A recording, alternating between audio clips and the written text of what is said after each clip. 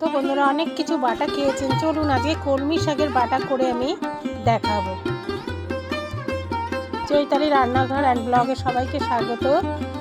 তো আজকে আমি কলমি শাক বাটা করে দেখাবো। তার জন্য এক আটি আমি কলমি শাক নিয়ে নিয়েছি, যেহেতু লোক সংখ্যা কম ওই জন্য আমি কমই নিয়েছি। আমি কলমি শাকটা কেটে নিয়েছি।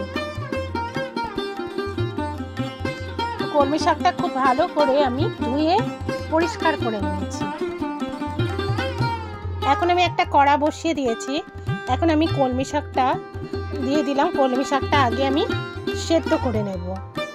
তো একটুখানি আমি নুন দিয়ে দিচ্ছি সামান্য, পরে যদি আবার লাগে তখন আবার একটুখানি দিয়ে দেব। এখন আমি একটু ভালো করে শাকটাকে নাড়াচাড়া করে নেব। আর আঁচটা লো টু মিডিয়াম করে একটা ঢাকা দিয়ে দেবো 5 মিনিটের জন্য, কারণ শাকটাকে আমি আগে সিদ্ধ করে নিচ্ছি। এখানে আমি কালো জিরে 1 চামচ পরিমাণ নিয়ে নিয়েছি, কয়েকটা রসুন আর 4টে কাঁচা লঙ্কা নিয়ে নিয়েছি। 5 মিনিট পরে চলে এলাম, আর শাকটা কিন্তু সেদ্ধ হয়ে গেছে। এখন আমি শাকটা একটা জায়গায় নামিয়ে নেব। গ্যাস জ্বালিয়ে আমি আবারও কড়াটা বসিয়ে দিলাম। এখন আমি পরিমাণ মতো সর্ষের তেল দিয়ে দিচ্ছি। এখন তেলের মধ্যে দিয়ে দেব কালো জিরে 1 চামচ পরিমাণ, আর দিয়ে দিচ্ছি 4টে কাঁচা লঙ্কা, আর দিয়ে দিচ্ছি কয়েকটা রসুন।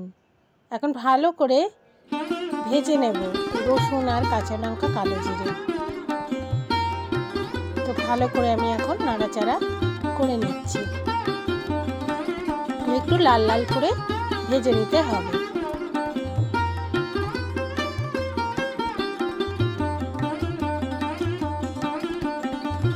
তো ভালো করে আমি ভেজে নিলাম, রসুনটা লাল লাল করে ভেজে নিয়েছি। এখন আমি সেদ্ধ করা শাকটা দিয়ে দিচ্ছি। ওই শাকটা দিয়ে ভালো করে আমি একটু ভেজে নেব যতক্ষণ জল জল ভাব আছে শাকের মধ্যে। তো জল জল ভাবটা একদম যাতে না থাকে সেইভাবে শাকটা ভেজে নিতে হবে। এখন আমি সামান্য পরিমাণ একটু নুন দিয়ে দিলাম, তখন অল্প নুন দিয়েছিলাম, সেই বুঝে নুনটা এখানে দিতে হবে।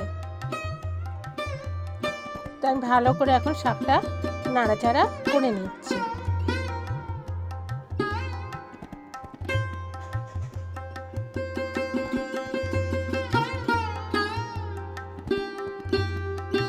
গরম ভাতে খেতে কিন্তু দারুণ লাগে বন্ধুরা, একবার এইভাবে বানিয়ে খেয়ে দেখবেন।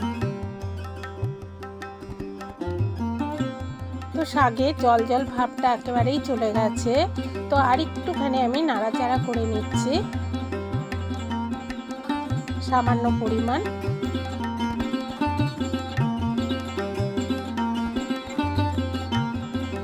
আর একটুখানি করে নিয়ে তারপরে আমি শাকটাকে নামিয়ে নেব।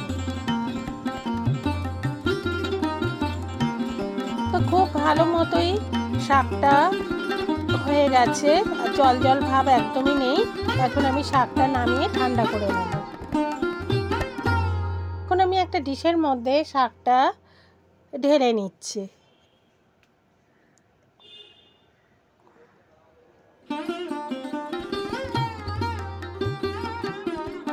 শাকটা ঠান্ডা হয়ে গেছে। এখন আমি গ্রাইন্ডারের মধ্যে নিয়ে নেব। গ্রাইন্ডারে আমি করে নিচ্ছি, আপনারা চাইলে পাটায়ও করে নিতে পারেন।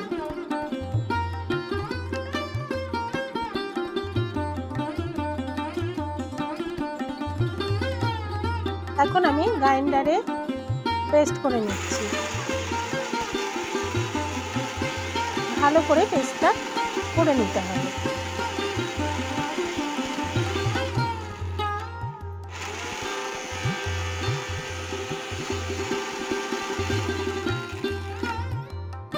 তো আমি করে নিলাম গ্রাইন্ডারে বন্ধুরা।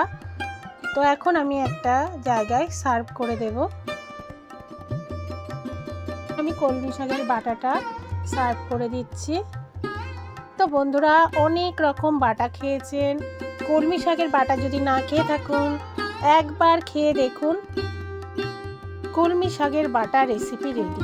আপনাদের যদি এই রেসিপিটা ভালো লেগে থাকে তাহলে লাইক, কমেন্ট, শেয়ার আর আমার সঙ্গে জুড়ে থাকুন। বেল আইকনটা প্রেস করে দিন, আমি যখনই রান্না দেব নোটিফিকেশন পেয়ে যাবেন।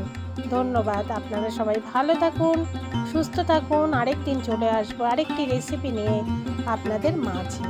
আজকের মতো বিদায়, নমস্কার বন্ধুরা।